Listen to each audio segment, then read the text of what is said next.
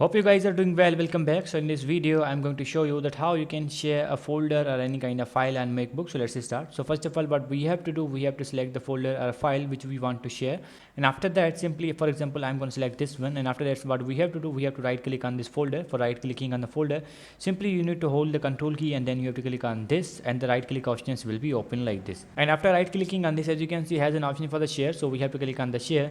Now simply you have to select the method, that with method you want to share your file or folder. For example, if you want to share in the mail, then you have to click on the mail. If you want to share this in the AirDrop or notes or the message, you have to select that.